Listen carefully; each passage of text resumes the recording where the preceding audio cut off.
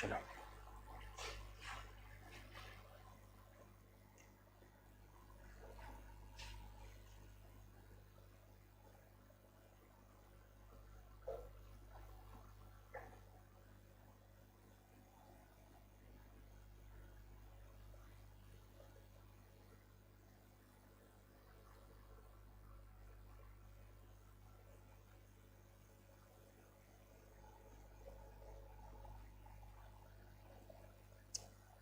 Hello बच्चों, कैसे हैं आप लोग। आई होप आप लोग अच्छे होंगे, स्वस्थ होंगे और अच्छी तरीके से आपकी पढ़ाई भी चल रही होगी। कोई भी कोताही मत करिए, बस पढ़ाई करते रहिए, जी जान से पढ़ाई करिए। पढ़ाई करने से आपको सक्सेस मिलेगा और सक्सेस का कोई मंत्र नहीं है, कोई शॉर्टकट नहीं है। It is only the hard work which page at the end of the year या ऑफ द डे।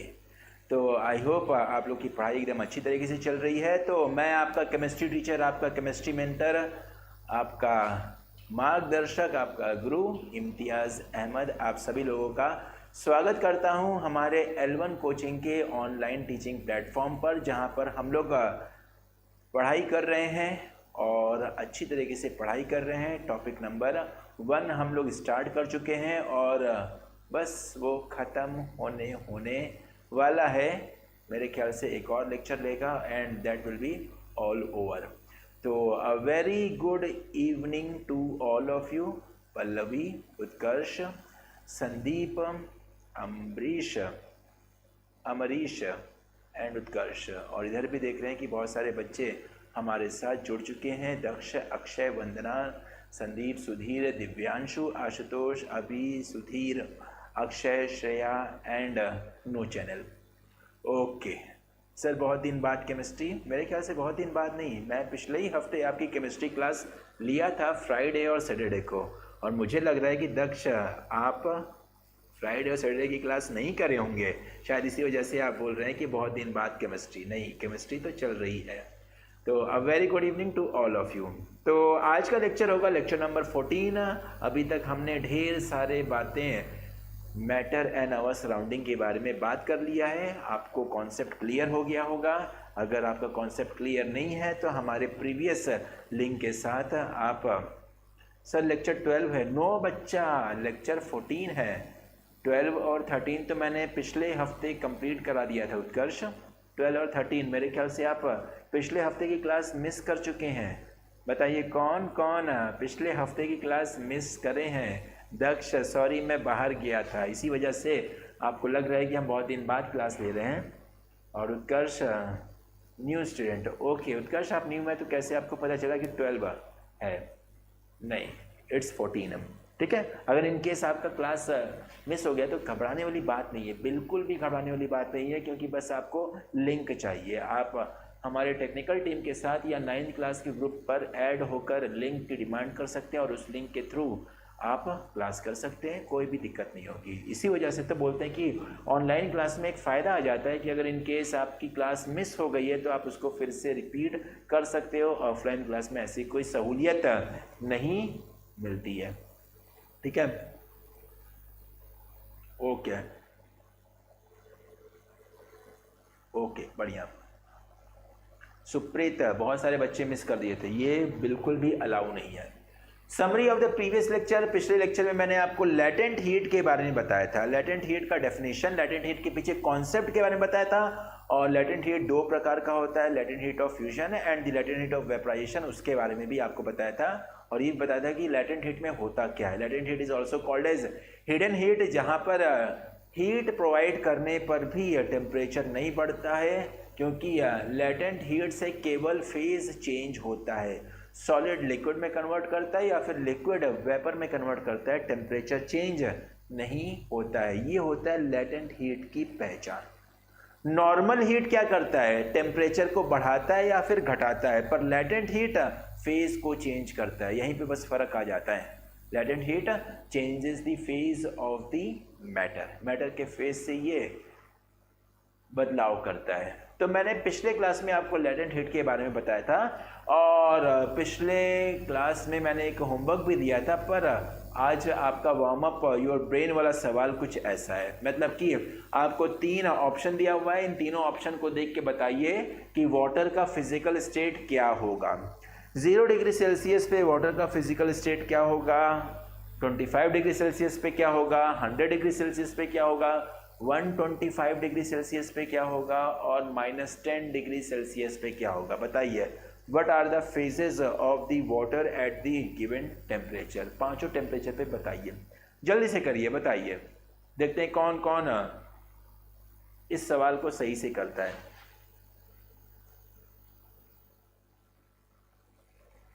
इसमें करना ये है कि आपको बताना है कि 0 डिग्री सेल्सियस पे वाटर किस स्टेट में होता है, सॉलिड की, लिक्विड की, गैस, वेपर। 25 डिग्री सेल्सियस पे किस स्टेट में होता है, 100 डिग्री सेल्सियस, 125 डिग्री सेल्सियस और -10 डिग्री सेल्सियस पर वाटर किस स्टेट में होता है, बस ये आपको बताना है। समझ में आया बच्चा? उत्कर्ष, ओके। दिव्यांशु ने सबसे पहला आंसर दिया, बोल रहे हैं कि ए ऑप्शन में आंसर होगा लिक्विड, 0 डिग्री सेल्सियस पे लिक्विड होता है। अब इसी तरीके से सारे बच्चे रिप्लाई करिए। दक्ष बोल रहे हैं कि सॉलिड होता है, साहिल बोल रहे हैं कि सॉलिड होता है। वेरी गुड, अब वैरायटी मिल रहा है। 0 डिग्री सेल्सियस पर कुछ बच्चे बोल रहे हैं कि लिक्विड होता है और कुछ बच्चे बोल रहे हैं कि सॉलिड होता है। उत्कर्ष ने बोला है कि लिक्विड होता है, मतलब कि इक्वल इक्वल लगभग चल रहा है। वेरी गुड अक्षय, अक्षय ने बोला कि सर ए ऑप्शन में, मतलब कि 0 डिग्री सेल्सियस पे लिक्विड एंड सॉलिड बोथ होता है। बिल्कुल सही, एकदम सही, एकदम करेक्ट, वेरी गुड बच्चा। 0 डिग्री सेल्सियस पे आपका दोनों फेज मौजूद होता है, सॉलिड फेज में भी हो सकता है और लिक्विड फेज में भी हो सकता है। ये पहचानने वाली बात है कि नहीं है? क्योंकि 0 degree Celsius is the melting point of ice and 0 degree Celsius is the freezing point of water. तो हो सकता है कि आइस भी मौजूद हो या फिर हो सकता है कि वाटर भी मौजूद हो, तो दोनों स्टेट मौजूद होगा, मतलब कि solid and liquid. 25 degree Celsius पर, 25 डिग्री सेल्सियस पे तो बच्चा जानता है कि वाटर जो होता है वो लिक्विड स्टेट में होता है। 100 डिग्री सेल्सियस पर, 100 degree Celsius is the boiling point of water, यहाँ पे लिक्विड होगा प्लस वेपर भी हो सकता है। 125 डिग्री सेल्सियस पर केवल और केवल वेपर ही मौजूद होगा और -10 डिग्री सेल्सियस पर केवल और केवल सॉलिड ही मौजूद होगा। बिकॉज 0 डिग्री सेल्सियस पे तो वाटर पूरा फ्रीज कर जाता है, सॉलिड के फॉर्म में कन्वर्ट हो जाता है, तो यहाँ पर सॉलिड होगा -10 degree Celsius.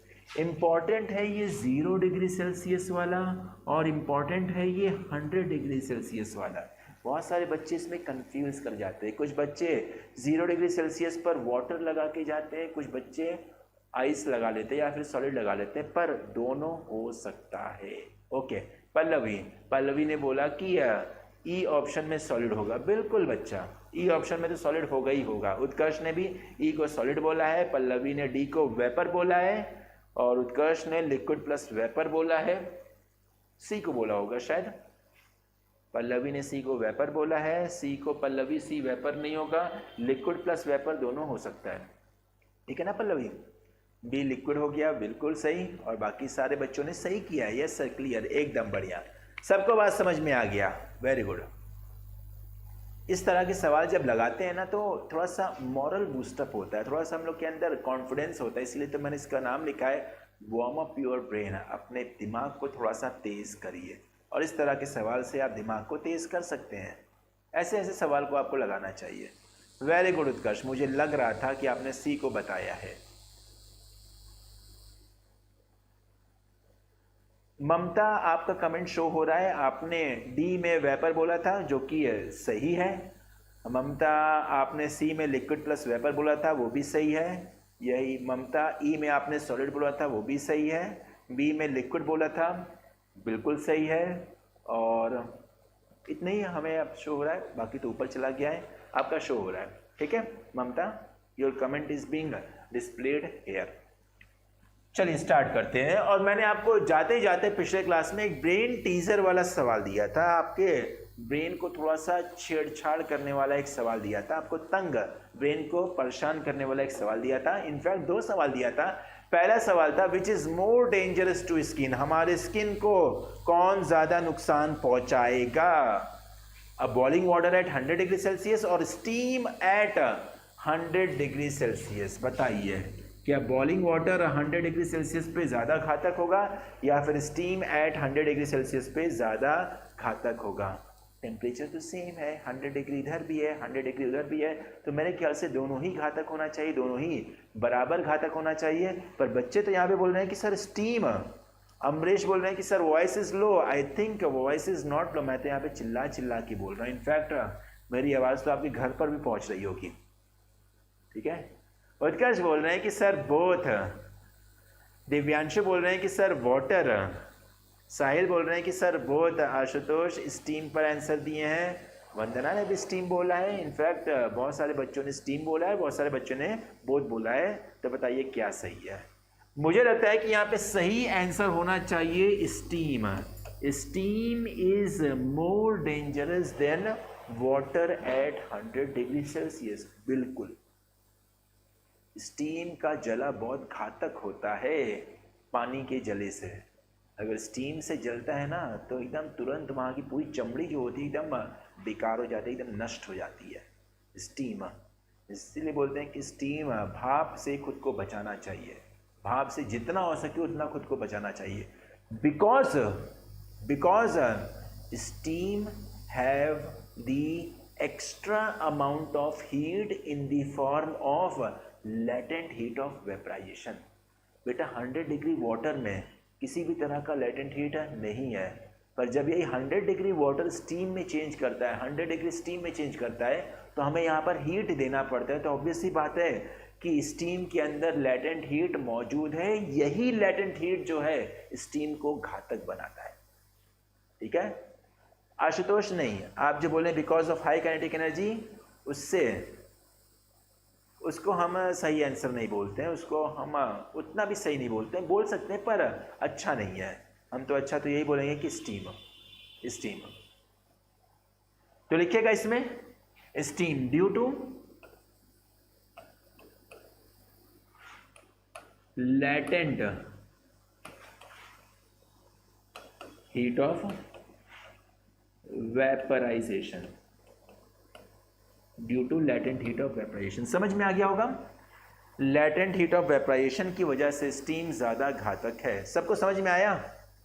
Okay, Supreet sir ने मेरी नानी जली हैं, ओके, आई होप वो सही हो गई होंगी।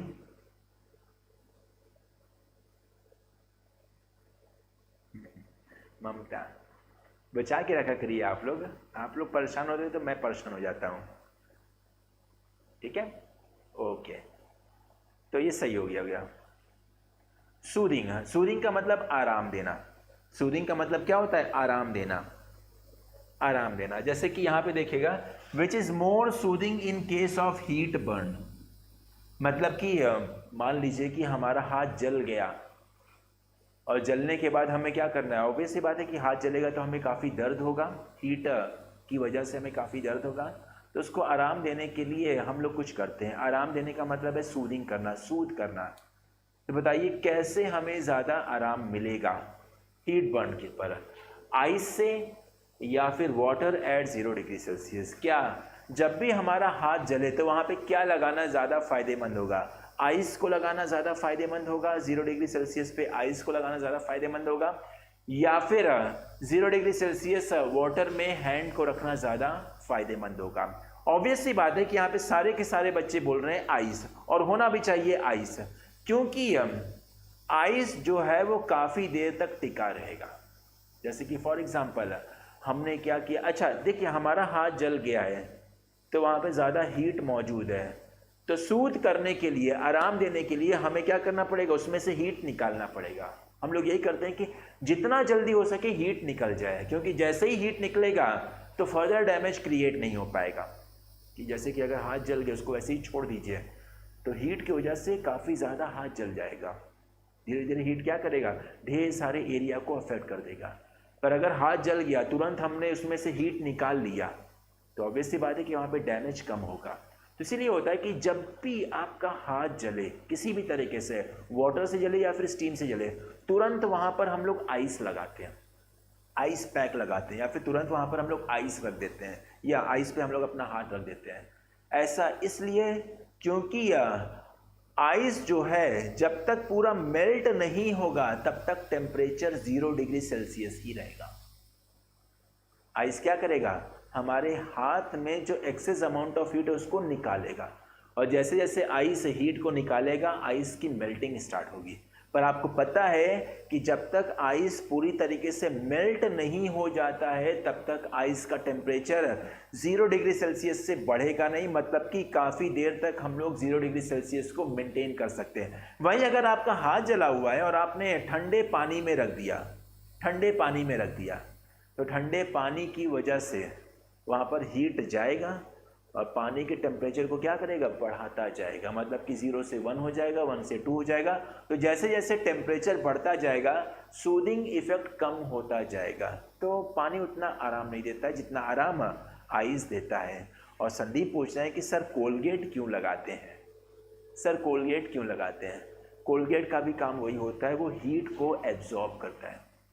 कोलगेट लगाने का काम क्या होता है, वो हीट को एब्जॉर्ब करता है। तो जिस तरीके से हम हीट को एब्जॉर्ब कर लें उससे हम लोग उसको करते हैं। नोट करिएगा, and ice will be a more soothing.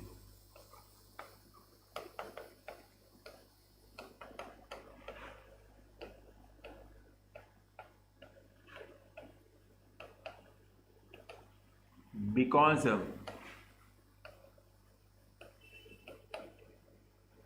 Temperature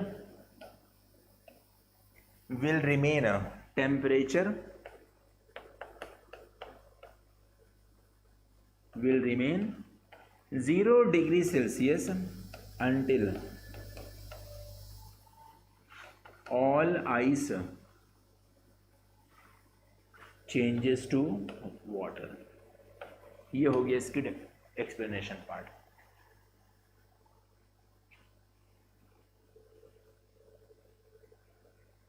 नहीं बेटा, ममता बहुत सारे लोग कोलगेट भी लगाते हैं, बहुत सारे लोग कोलगेट भी लगाते हैं, पर मैं ये बोलता हूँ कोलगेट से ज़्यादा फायदेमंद करेगा आइस। आइस ज़्यादा फायदेमंद करता है, लगाते हैं। हमारे घर में भी बहुत सारे लोग हैं जो कि बोलते हैं कि अगर जल गया है तो तुरंत वहाँ पे कोलगेट लगा दो, लगाते हैं। ओके, नोट कर लीजिएगा। इन्फैचुएशन करता है ममता, इन्फैचुएशन है। व्हाट इज इन्फैचुएशन, इन्फैचुएशन का मतलब क्या होता है उसको सर्च करिएगा। ओके, चलिए इतनी कहानी आपके लिए काफ़ी है, ज़्यादा इस पर हम लोग एक्सपेरिमेंट नहीं करेंगे कि कोलगेट लगा दें, चूना लगा दें या फिर कुछ और लगा दें। हम आइस ही लगाएंगे, हमें आइस से ज़्यादा लगाव है। Okay, moving to next, effect of change of pressure. इसको भी हम लोग इंक्लूड करते हैं। जैसे कि मैंने आपको बताया था कि फेज को अगर आपको चेंज करना है, सॉलिड को लिक्विड में कन्वर्ट करना है, लिक्विड को वेपर में कन्वर्ट करना है, या फिर उल्टा वेपर को लिक्विड में या फिर सॉलिड में कन्वर्ट करना है, तो हमें यहाँ पर 2 तरीके से कर सकते हैं। पहला है टेम्परेचर चेंज और दूसरा होता है प्रेशर चेंज।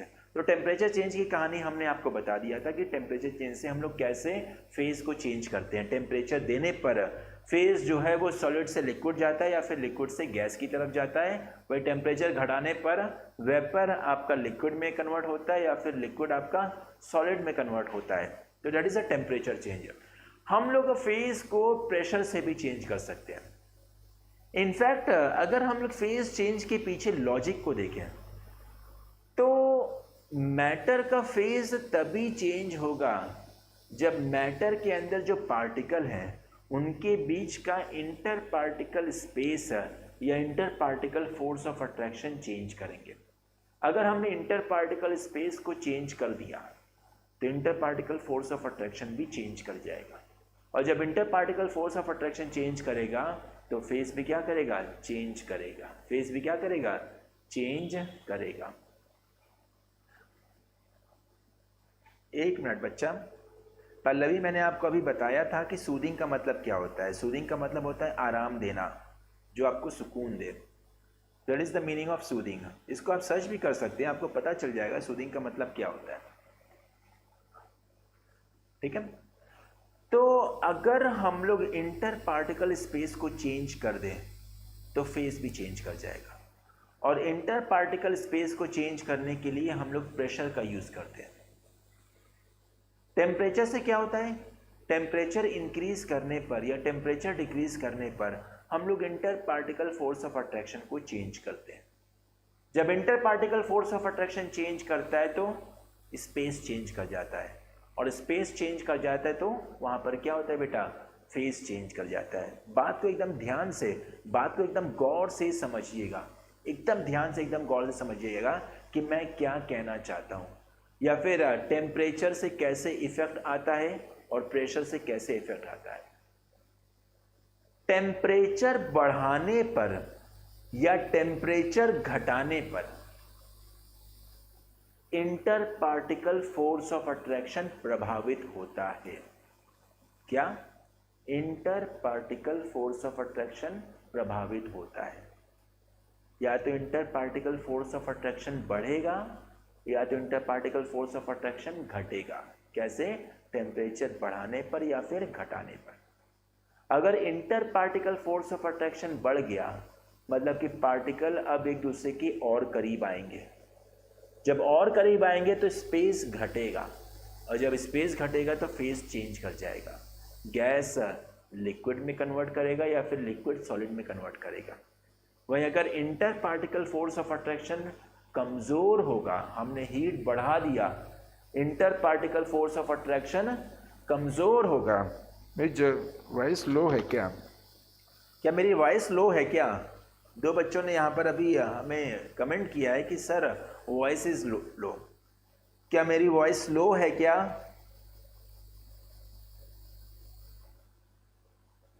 ओके। इधर YouTube पर सब क्लियर है और यहाँ पर ऐप पर थोड़ा सा लो है।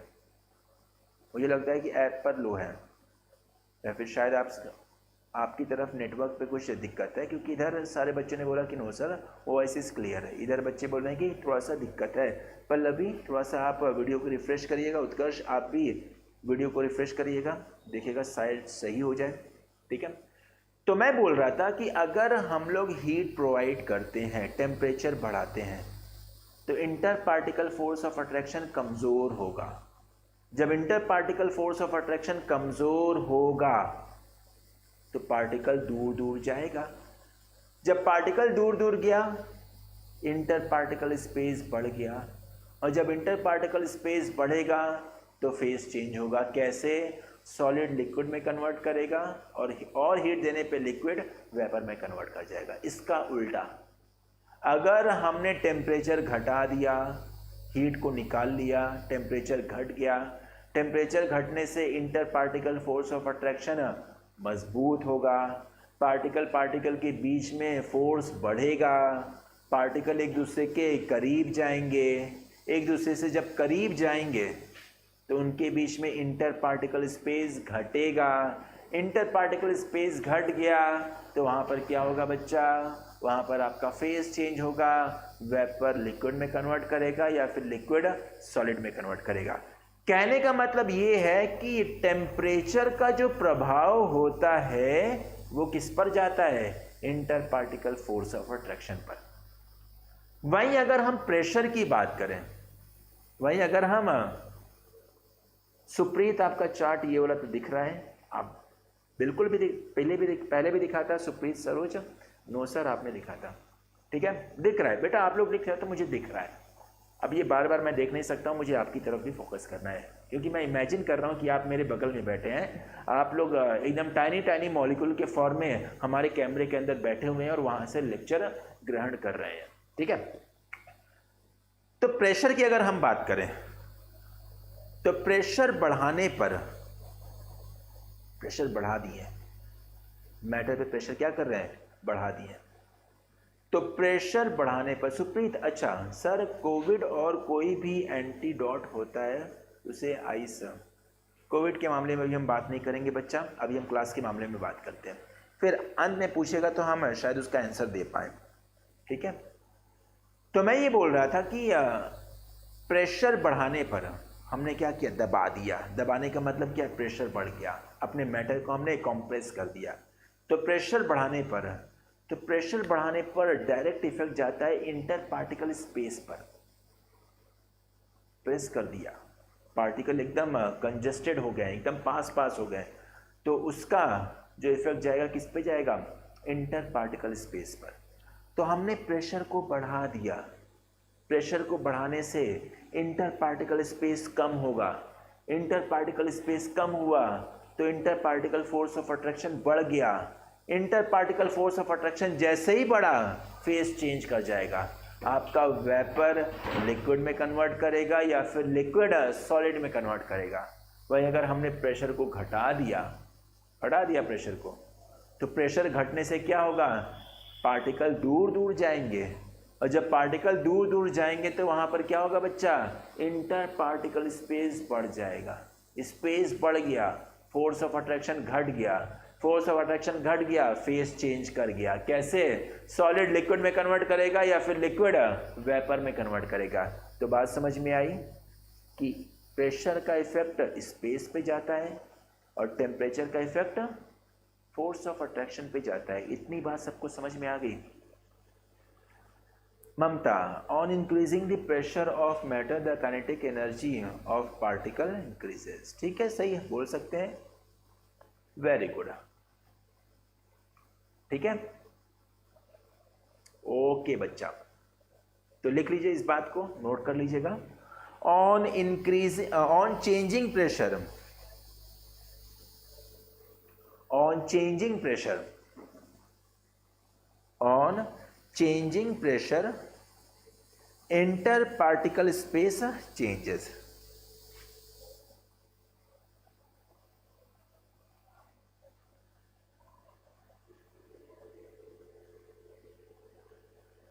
Interparticle space changes and hence phase changes,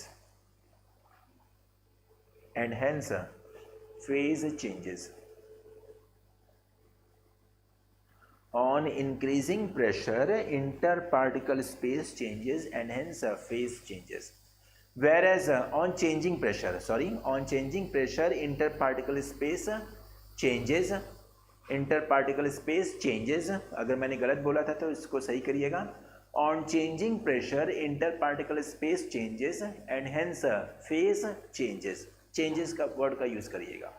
where as on changing temperature, वह बिल्कुल अच्छा है, लिख सकते हैं। On changing temperature interparticle force changes, on changing temperature interparticle force changes and hence phase changes,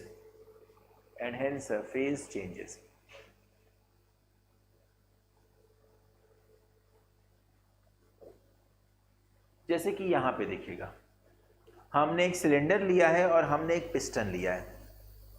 हमने अभी सिलेंडर के पिस्टन को कम दबाया है, पार्टिकल क्या है, दूर दूर है, और जब पार्टिकल दूर दूर है तो ये कौन सा फेज को रिप्रेजेंट कर रहा है, गैस को। अब हम क्या कर रहे हैं कि पिस्टन को हम लोग कंप्रेस करते हैं, दबा रहे हैं ऊपर से पिस्टन को। देख रहे हैं यहाँ पर हम लोग यहाँ पर पिस्टन को क्या कर रहे हैं, दबा रहे हैं। पिस्टन को जब हम लोग दबा रहे हैं तो पार्टिकल क्या आ रहे हैं, पास आ रहे हैं। मतलब कि जब पार्टिकल दूर दूर थे वो अब क्या हो गए, पास पास हो गए, होंगे भी पास पास, क्योंकि पार्टिकल के बीच में एम्प्टी स्पेस ज़्यादा है। तो हमने क्या किया, उस एम्प्टी स्पेस को कम कर दिया, पिस्टन को दबा दिया, और जैसे ही पिस्टन को दबा दिया पार्टिकल पास पास आ गए, और पार्टिकल के पास पास आने की वजह से यहाँ पे स्टेट जो है वो किस में चेंज हो गया, लिक्विड में चेंज हो गया। फिर मेरा मन नहीं माना तो हमने क्या किया, हमने यहाँ पे पिस्टन को और भी ज़्यादा दबा दिया, और जब पिस्टन को और भी ज़्यादा दबा दिया तो सारे पार्टिकल एक दूसरे से चिपक गए, सारे पार्टिकल एक दूसरे से क्या हो गए, चिपक गए। और जब सारे पार्टिकल एक दूसरे से चिपक गए, मतलब कि पार्टिकल एकदम पास पास आ गए, तो फेज क्या हो गया, सॉलिड हो गया। तो हम लोग क्या कर रहे हैं यहाँ पर, इंक्रीजिंग प्रेशर।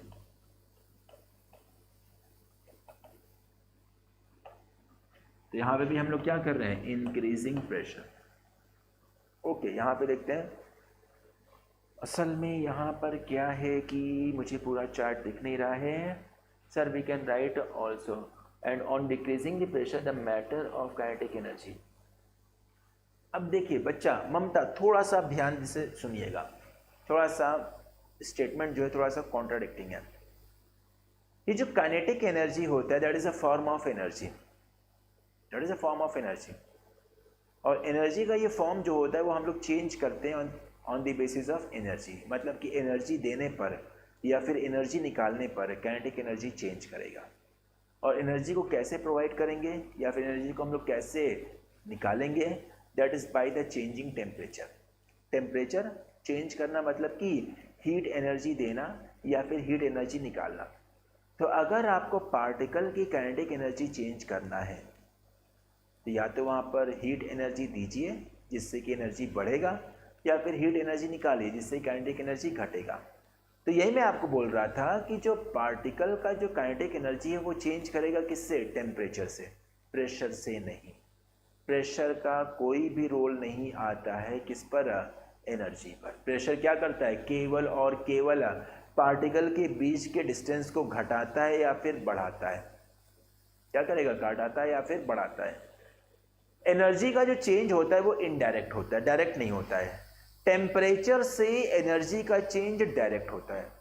टेम्परेचर बढ़ाइए काइनेटिक एनर्जी सीधे बढ़ जाएगा, टेम्परेचर घटाइए काइनेटिक एनर्जी सीधे घट जाएगा। मतलब कि टेम्परेचर से काइनेटिक एनर्जी का चेंज डायरेक्ट होता है, पर प्रेशर से काइनेटिक एनर्जी का चेंज इनडायरेक्ट होता है, तुरंत नहीं होता है। आप क्या करेंगे वहाँ पर, टेम्परेचर को आप प्रेशर को आप घटाएंगे, स्पेस बढ़ेगा, स्पेस बढ़ेगा, पार्टिकल दूर दूर जाएगा।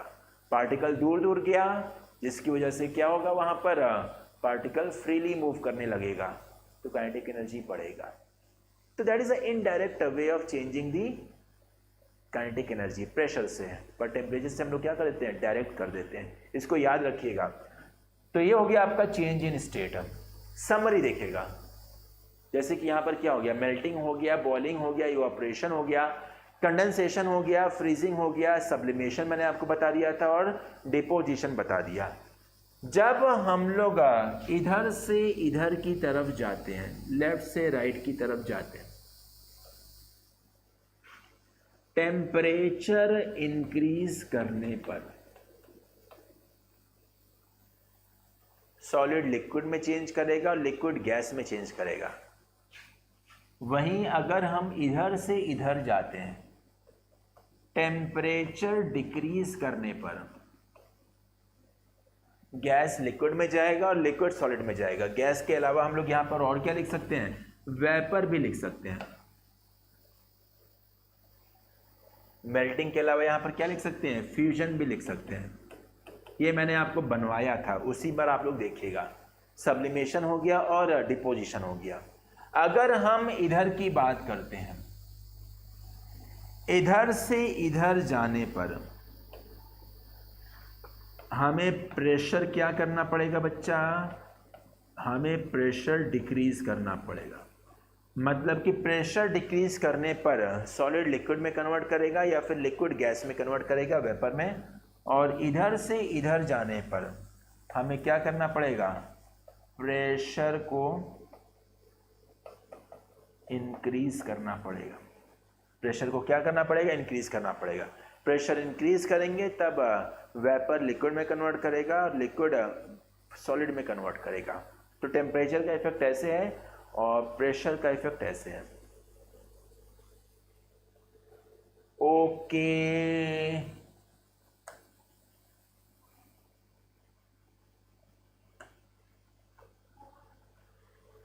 नहीं दिख रहा है क्या,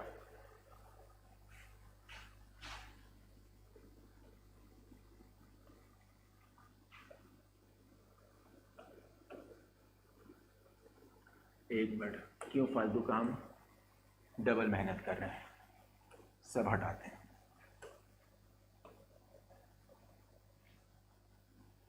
चलिए, मैं बोल रहा था इधर से इधर जाइए, टेम्परेचर क्या करेंगे यहाँ पर, इंक्रीज करेंगे।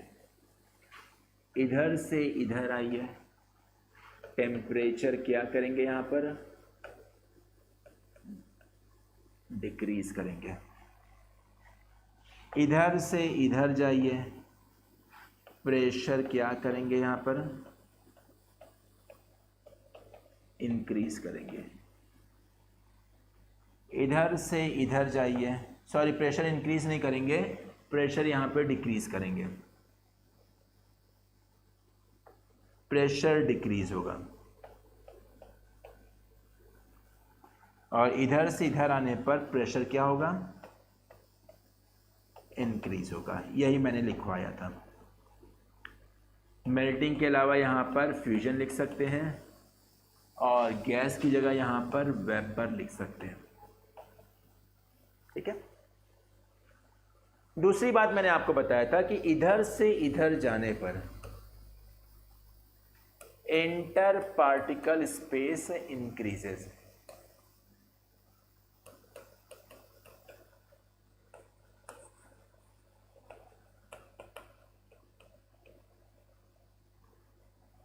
और इधर से इधर जाने पर इंटर पार्टिकल, ये सारी बातें मैंने आपको लिखवाया भी था। स्पेस जो है वो क्या करेगा, डिक्रीज करेगा। इधर से इधर जाने पर एरो को देखिएगा, ऊपर जगह नहीं नीचे जगह नहीं, तो इस तरफ मैं बोल रहा हूं, इंटर पार्टिकल फोर्स डिक्रीजेस। और इधर से इधर जाने पर इंटर पार्टिकल फोर्स क्या करेगा बेटा, इंक्रीज करेगा। सीधी सी बात, सिंपल सी बात। ठीक है। बिल्कुल बच्चा साहिल, टेम्परेचर इंक्रीज करने पे फोर्स ऑफ अट्रैक्शन कम हो जाएगा। बिल्कुल बिल्कुल बच्चा, yes sir, you can draw the face change diagram. मैंने आपको बनवाया था फेस चेंज डायग्राम, उसी में बस आप प्रेशर को ऐड कर लीजिएगा। मैंने आपको बताया था ना कि इस पर एक और काम करेंगे, D sublimation. Very good. Deposition का दूसरा नाम है क्या, डी सब्लिमेशन।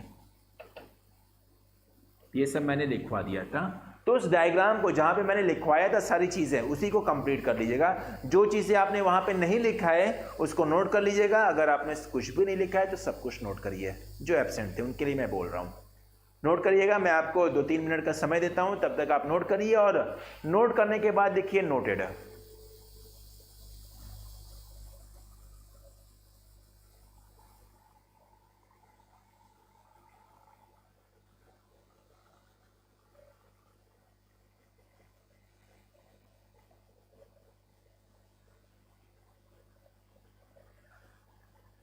अब किसी को कोई भी डाउट है तो पूछिए। डाउट क्लियर करे बिना हम आगे नहीं बढ़ेंगे। ये हो गया हमारा face change diagram, overall face change summary.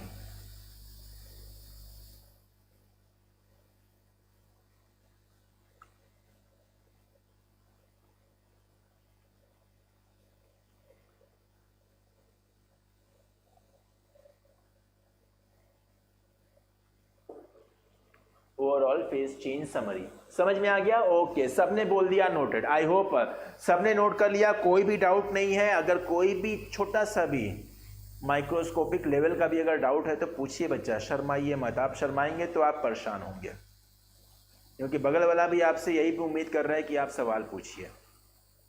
मेरा सवाल कोई दूसरा पूछ ले। Give sublimation of examples of sublimation. ये मैंने आपको बताया था साहिल यादव, सब्लिमेशन का एग्जांपल बहुत सारा था। सर स्क्रीन पर कुछ नहीं दिख रहा है। पल्लवी जी, थोड़ा सा आपके स्क्रीन में कुछ दिक्कत आ रही है।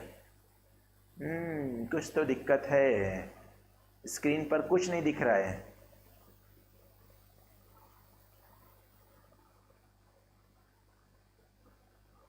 स्क्रीन पे कुछ भी नहीं दिख रहा है। स्क्रीन को रिफ्रेश करिएगा, बाकी बच्चों को दिख रहा है और मुझे भी दिख रहा है। एक मिनट है just.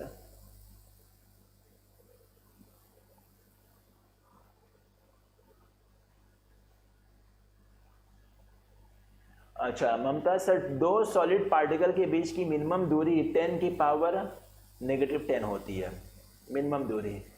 This is right, I hope this is also right. मुझे मिनिमम दूरी के बारे में पता नहीं है, इसके बारे में कभी पूछा नहीं जाता और कभी पूछा भी नहीं जाएगा कि क्या होता है दो पार्टिकल के बीच की सबसे मिनिमम दूरी। हो सकता है कि ये हो। ममता, मैं देख रहा हूँ आपके कमेंट को, ठीक है। पल्लवी, आप अपने स्क्रीन को रिफ्रेश करिएगा। ये बहुत बड़ी दुख भरी बात है कि आपको स्क्रीन पर कुछ भी नहीं दिख रहा है, दिखना चाहिए, सारे बच्चों को दिख रहा है। ममता, मैंने आपके कमेंट को देख लिया है, उसके बारे में हमें कोई उतना आइडिया नहीं है कि कितना होता है। वेरी कर सकता है, ऐसी बात नहीं कि इतना ही हो, वेरी भी कर सकता है, पर सही है। ओके, ठीक है। तो that is the phase change summary. Moving to next term, evaporation. Start करते हैं इवापोरेशन के बारे में कि what is evaporation. What is evaporation, ये टॉपिक है जो कि थोड़ा सा टाइम लेगा, पर फिर भी इसके बारे में हम लोग जानते हैं इवापोरेशन क्या होता है।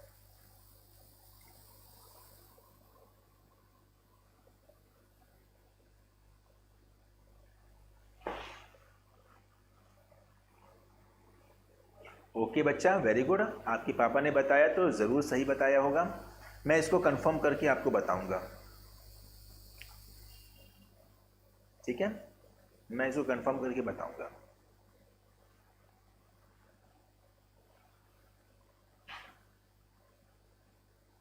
ओके बच्चा, तो इवापोरेशन के बारे में चर्चा करते हैं। Evaporation, what is evaporation. Evaporation जो है एक स्पॉन्टेनियस प्रोसेस है, अपने आप होता है। और इस स्पॉन्टेनियस प्रोसेस में होता क्या है, इस स्पॉन्टेनियस प्रोसेस में होता है लिक्विड वेपर में कन्वर्ट करता है, लिक्विड वेपर में कन्वर्ट होता है, ठीक है। तो इसी को हम लोग बोलते हैं इवापोरेशन, कि जब लिक्विड वेपर में कन्वर्ट हो spontaneously, that is called as evaporation. But इसमें एक और चीज़ के बारे में बोलना ज़रूरी है जो कि मैं मिस कर गया। कोई बता सकता है कि क्या इम्पॉर्टेंट बात मैं मिस किया, कि लिक्विड वाटर में कन्वर्ट हो spontaneously, that is called as evaporation. But यहाँ पर एक बात मैं मिस कर रहा हूँ, बताइए क्या मैं मिस कर रहा हूँ, क्या मैं मिस कर रहा हूँ। ओके, आशुतोष ने बोला process of changing water into vapour at any temperature is called evaporation. Akshay ने बोला है कि it is a spontaneous process in which liquid change into water below its boiling point, below its boiling point, ये बोलना ज़रूरी है। Evaporation जो होता है वो बॉइलिंग पॉइंट के नीचे होता है, मतलब कि अभी टेम्परेचर बॉइलिंग पॉइंट का नहीं गया है, लिक्विड का टेम्परेचर बॉइलिंग पॉइंट का नहीं गया है, पर लिक्विड धीरे धीरे वेपर में कन्वर्ट कर रहा है, तो that is called as evaporation. ये होता है इसका standard definition.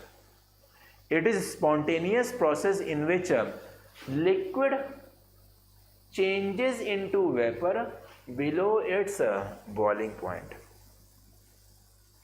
Liquid changes into vapour below its boiling point. Very good Pallavi, below its boiling point. आपने देखा होगा कि हमने क्या किया है कि गर्मी के दिन में आमतौर पे हम लोग काफ़ी जल्दी देखते हैं कि एक प्लेट में हमने पानी रखा था और अगले दिन देखते हैं कि उस प्लेट से पानी पूरा गायब हो गया, और हम सोच रहे हैं कि पानी गया कैसे। रूम का टेम्परेचर तो 100 डिग्री नहीं गया, पर देख रहे हैं पानी पूरा गायब हो गया। हमें बताया गया था कि वाटर जो है वो वेपर में कन्वर्ट करता है बॉइलिंग पॉइंट पर। वाटर का बॉइलिंग पॉइंट 100 डिग्री सेल्सियस, और अभी 100 डिग्री सेल्सियस है ही नहीं टेम्परेचर, बस 30 या 40 डिग्री सेल्सियस है, और अगले दिन देख रहे हैं कि पूरा पानी गायब हो गया। कैसे? Because of the evaporation. Evaporation किसी भी टेम्परेचर पर हो सकता है। इवापोरेशन 99 डिग्री सेल्सियस पे भी हो सकता है। इवापोरेशन आपका किस पे हो सकता है? 90 पे भी हो सकता है, 80 पर भी हो सकता है, 70, 60, 50, 40, 30, 20, 10, 5, 2, 1 डिग्री पर भी हो सकता है evaporation. That is the process of evaporation. किसी भी टेम्परेचर पर, बस बॉइलिंग पॉइंट से नीचे होना चाहिए और फ्रीजिंग पॉइंट से ऊपर होना चाहिए। अगर फ्रीज कर गया, जैसे कि आइस अगर फ्रीज कर गया, आपने देखा होगा कि आइस एकदम जमा हुआ है और उसके सरफेस पे देख रहे होंगे कि भाप निकल रहा है, वेपर निकल रहा है। वो क्या है बच्चा? वो जो है आपका सब्लिमेशन है। आइस जो है सीधे किस में कन्वर्ट कर रहा है? आइस जो है सीधे वेपर में कन्वर्ट कर रहा है, तो वो सब्लिमेशन हो गया। मतलब कि 0 डिग्री सेल्सियस पे सब्लिमेशन भी हो सकता है, उसका भी चांस है। तो 0 डिग्री सेल्सियस के ऊपर और 100 डिग्री सेल्सियस के नीचे हर एक टेम्परेचर पर इवापोरेशन पॉसिबल है। वो बात अलग है, कहीं पे इवापोरेशन फास्ट होगा, कहीं पे इवापोरेशन स्लो होगा, पर इवापोरेशन होकर रहेगा। इवापोरेशन होकर रहेगा। सुप्रीत बोल रहे हैं कि 0 पे भी पॉसिबल है। बिल्कुल बच्चा, 0 पे भी पॉसिबल है। कंडीशन क्या है? वाटर जो है लिक्विड स्टेट में होना चाहिए, उसी को हम लोग इवापोरेशन बोलेंगे। अगर 0 डिग्री सेल्सियस पे वाटर आइस के फॉर्म में है और आइस आपका वेपर में कन्वर्ट कर रहा है, बच्चा वो क्या है? वो तो सब्लिमेशन बोलेंगे ना, उसका इवापोरेशन बोलेंगे क्या? नहीं, दैट इज अ सब्लिमेशन। क्योंकि मैंने आपको बताया है sublimation is the change of solid into vapour directly. Negative में सब्लिमेशन होगा सर, तब तो 100 पर भी पॉसिबल है, 100 पर भी हो सकता है, पर 100 पर हम लोग बोलते हैं कि बॉइलिंग ज़्यादा डोमिनेट कर जाता है, पूरा का पूरा 100 हो गया, बॉइलिंग कर रहा है, ठीक है। तो अगर आपको प्योर इवापोरेशन देखना है तो प्योर इवापोरेशन आपको 99 डिग्री सेल्सियस से लेकर 1 डिग्री सेल्सियस तक देखने को मिलेगा, ऊपर नीचे आपका मिक्स हो जाएगा। तो लिख लीजिएगा कि किसी भी टेम्परेचर पर पॉसिबल है इवापोरेशन। ममता पूछ रहे हैं कि सर इवापोरेशन क्यों होता है, तो उसके बारे में मैं आपको बताऊंगा कि इवापोरेशन के पीछे मुख्य कारण क्या है, what is the basic reason behind the evaporation. और मैं आपको यह भी बताऊंगा कि इवापोरेशन और बॉइलिंग में फर्क क्या है, दोनों चीज मैं आपको बताऊंगा। बिल्कुल करेगा बच्चा, जैसे कि अभी रूम का टेम्परेचर 20 है तो वहां पे भी इवापोरेट होगा, बिल्कुल होगा। आप 20 डिग्री सेल्सियस पर पानी रख लीजिए अपने रूम के अंदर, देखिएगा 10-15 दिन बाद जो है वो खत्म हो जाएगा, पूरा इवापोरेट कर जाएगा, तो होगा बेटा। माइनस टेम्परेचर पर कैसे इवापोरेशन होगा बेटा, ध्यान दीजिए। इवापोरेशन की डेफिनेशन क्या है? इवापोरेशन की डेफिनेशन है कि लिक्विड वेपर में कन्वर्ट हो, लिक्विड का होना जरूरी है माइनस डिग्री सेल्सियस पर, मतलब कि नेगेटिव पे आपका तो लिक्विड मौजूद ही नहीं है, वहां पे आइस है, सॉलिड है। तो सॉलिड जब लिक्विड में वेपर में कन्वर्ट करता है तो उसको हम लोग सब्लिमेशन बोलते हैं। ध्यान दीजिए बच्चा, डेफिनेशन में मैंने आपको क्या लिखवाया है उसी से बहुत सारी बातें क्लियर होती है। आशुतोष, इतनी बड़ी गलती मत करिए आशुतोष।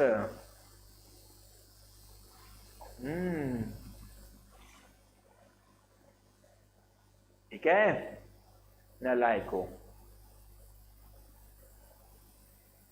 रूम का टेम्परेचर कुछ भी रहना चाहिए बेटा, वो तो डिपेंड करता है, वो तो टेम्परेचर पे डिपेंड करता है, मौसम पे डिपेंड करता है। गर्मी में रूम का टेम्परेचर बढ़ जाता है और ठंडी में रूम का टेम्परेचर घट जाता है, पर होगा,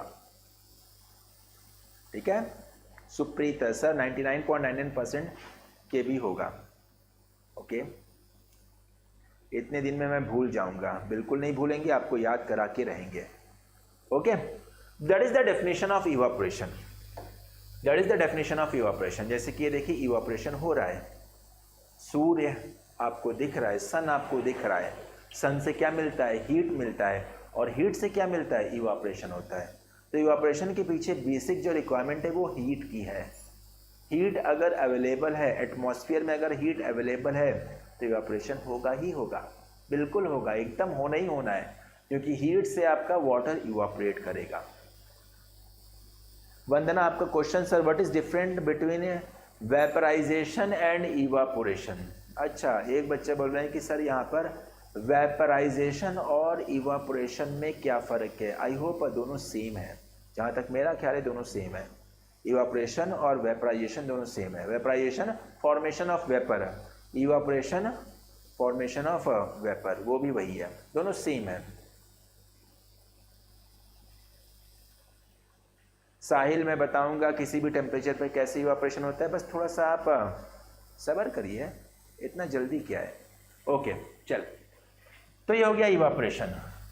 हाउ इवापोरेशन टेक्स प्लेस। अब सवाल है कि कैसे इवापोरेशन होता है, what is the cause behind the evaporation.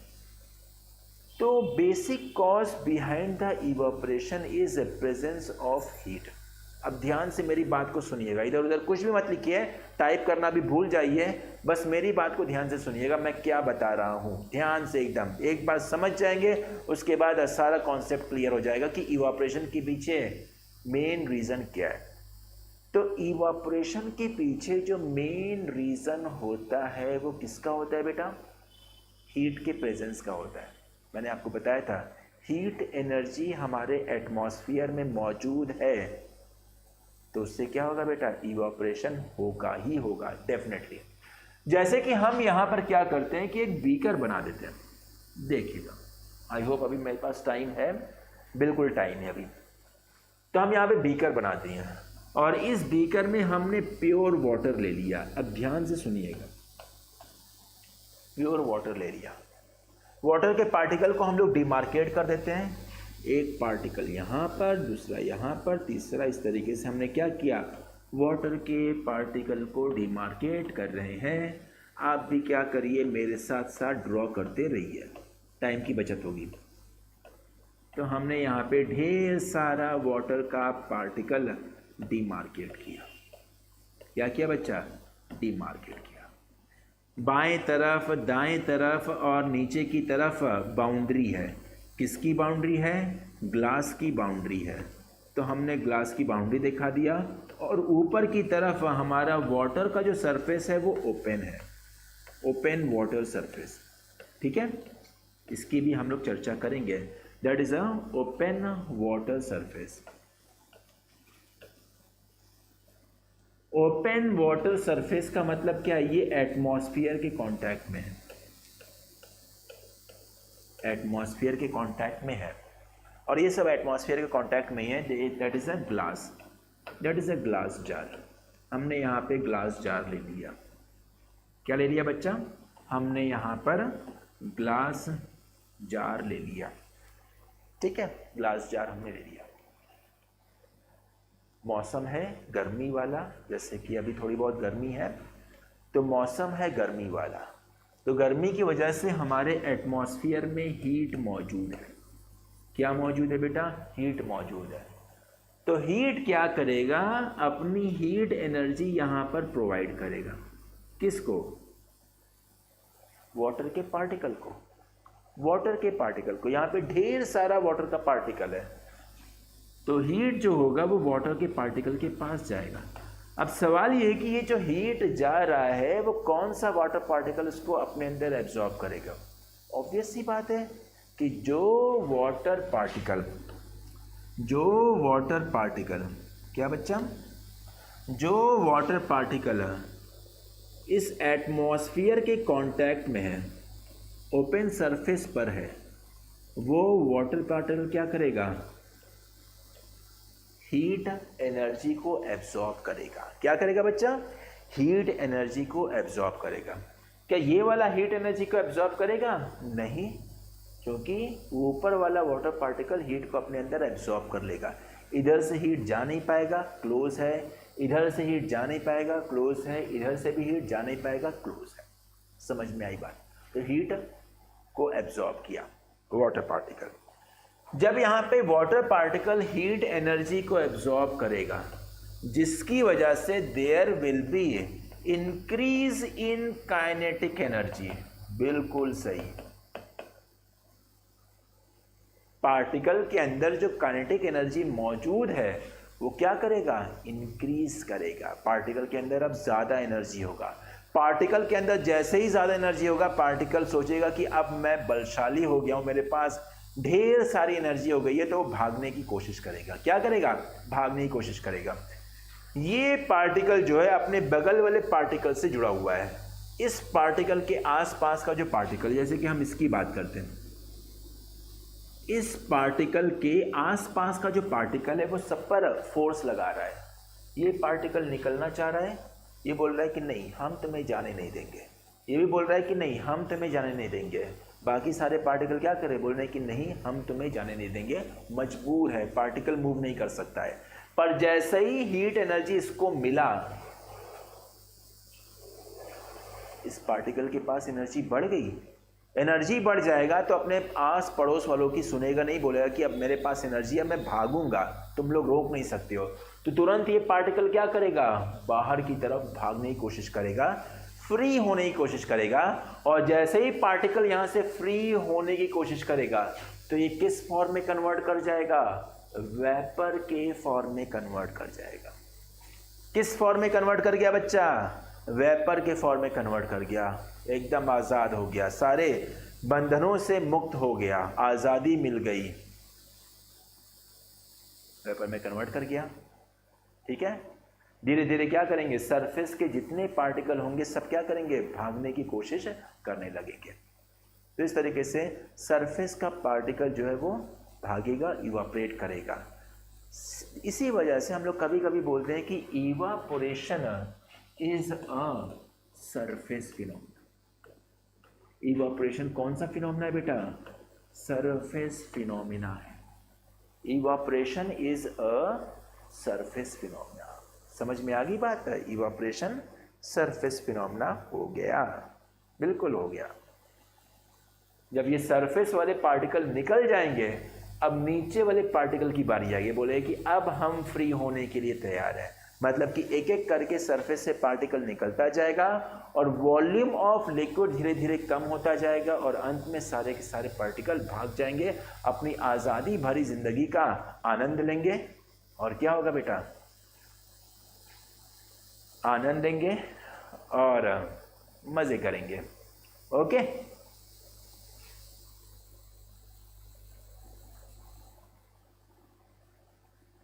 समझ में आया ना कि what is the reason behind the evaporation and why it is called a surface phenomena. Note it down.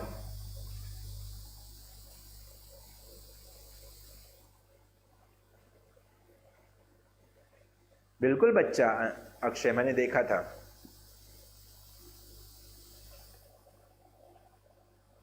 Because heat is a form of energy. Ambrish, अगर आपके पास कोई heat देगा तो ऑब्वियस सी बात है कि आपके अंदर की एनर्जी बढ़ेगी। तो heat is a form of energy, तो वो काइनेटिक एनर्जी को बढ़ा देगा,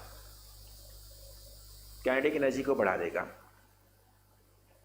लिखेगा, एक लाइन को मैं बोलता हूं उसको लिखेगा और फिर हम इस क्लास को कंक्लूड करते हैं, फिर आगे की क्लास के हम लोग इसको डिटेल में करेंगे।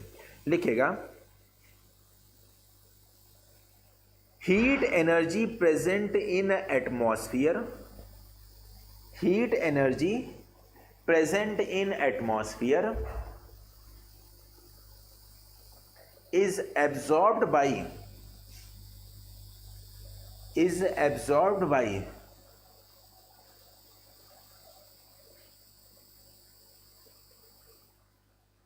particles, is absorbed by particles present on surface of liquid, present on surface of liquid. Heat energy present in atmosphere is absorbed by particles on the surface of liquid. Yeah, particles present on surface of liquid.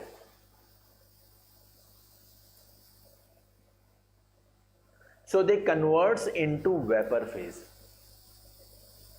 So they converts into vapor phase. So they converts into vapor phase. So they converts into vapor phase. This is why evaporation is called as a surface phenomena. This is why evaporation is called as surface phenomena. This is why evaporation is called as surface phenomena.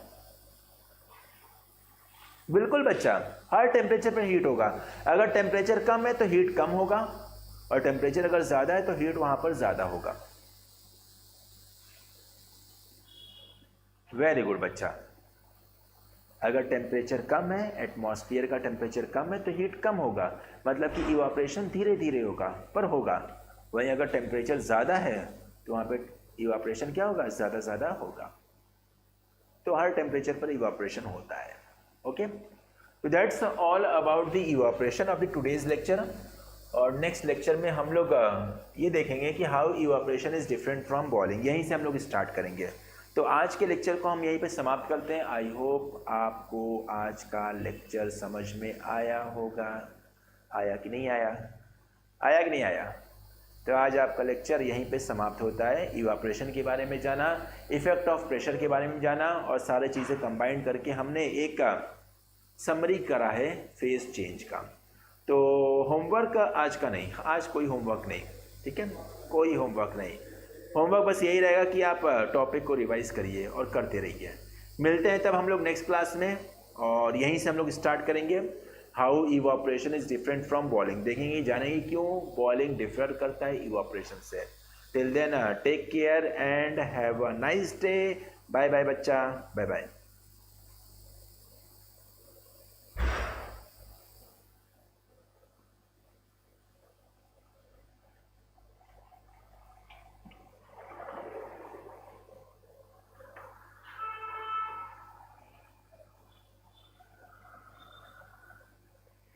Akash.